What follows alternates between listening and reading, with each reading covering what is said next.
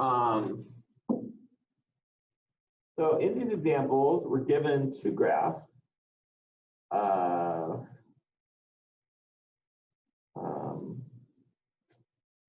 Let me maybe start with actually this one. So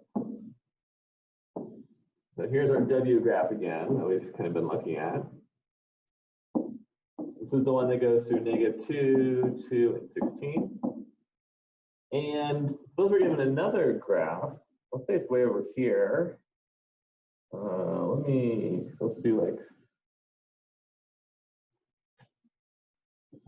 Let's do some dots here. It's going to be kind of important. So here's our new W. And then the question is, what transformations take the red graph to the blue graph? Now, in order to be able to do that, we have to look up the key coordinates of the blue graph and the red graph.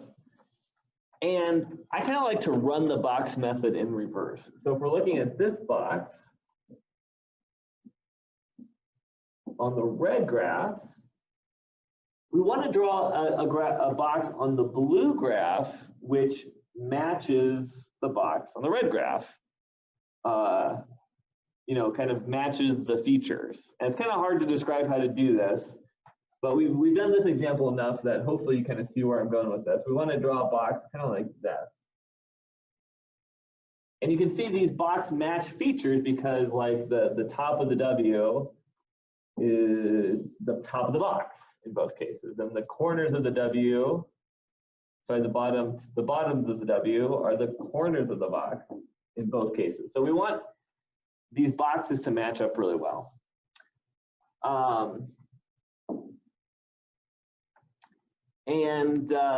So if you can figure out this box, which we've done here, chances are you will be able to take it from here.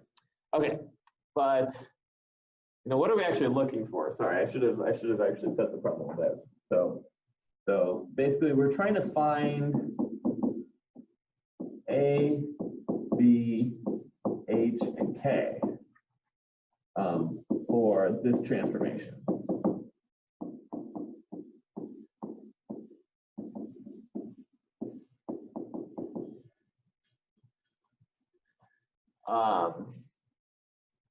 And I'd actually recommend starting with, so let's start with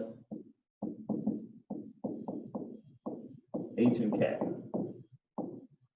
So when you're trying to figure out what was happening, you kind of go in reverse sometimes, and that's what we're doing here.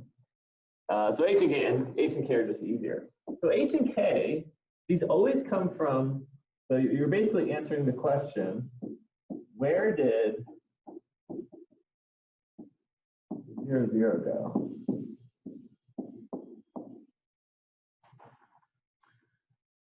Well, why is that? Well, we've talked about 0, 0 is this point that's not changed by A and B, by the stretches and compressions. So 0, 0 is really, it's like only changed by H and K. So 0, 0 is really the go-to point to say what is H and K. So where did 0, 0 go? Well, it's this point. I haven't told you what it is yet, but let's say it is 10, 4. That's going to tell you H and K automatically. So we can see because this point moved to this point, it didn't get stretched or anything, so it must be just, it moved over 10 and up 4. So we can say that H is -10, because H is always opposite, and then K is 4. So our goal with this is to find H and K, and we have done that.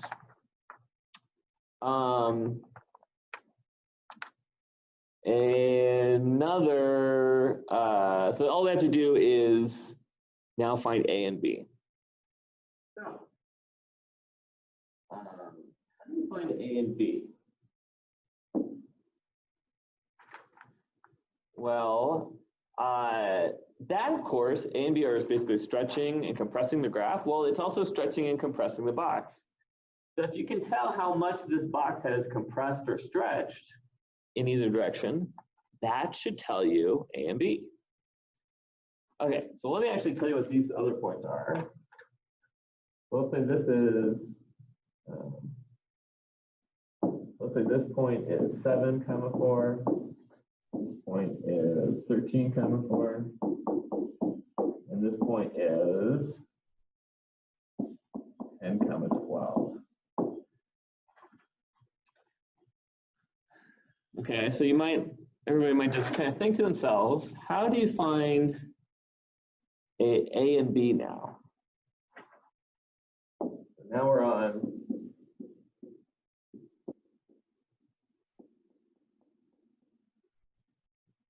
finding A and B. Well, let's start with A. Notice A took this green box, which had a height of 16, and it turned it into a box that has a height of 8. So basically, A took 16 and turned it into 8 somehow. Well, I think you can kind of see what happened. We multiplied by 1/2, right? That's what takes you from 16 to 8. So there you go. A is equal to 1/2. Now let's look at B. So B took a box that was with 4, and it looks like it stretched it out, right? It went from we're going from 7 to 13. It went to 6. Went from 4 to 6.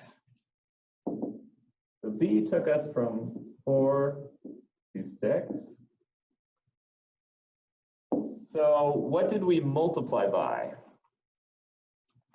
Well, now this is going to end up not going to be a whole number. So like if this were 8, this would just be 2. If this were, well, I guess this wasn't a whole, the A wasn't a whole number either, but this is kind of a weird fraction. One way to think about this is, so we want to, 4, we want to multiply by something, like we just call it, I guess we can call it X. Well, yeah, I guess I can call it X. And we want to end up with 6. Well, you can see that X is 6/4, which is 3/2. So what's going on here is we're multiplying by 3/2. Multiplying by 3/2 takes you from 4 to 6. So naturally, B is, well, it comes from this number, but it's not quite this number. It's 2/3.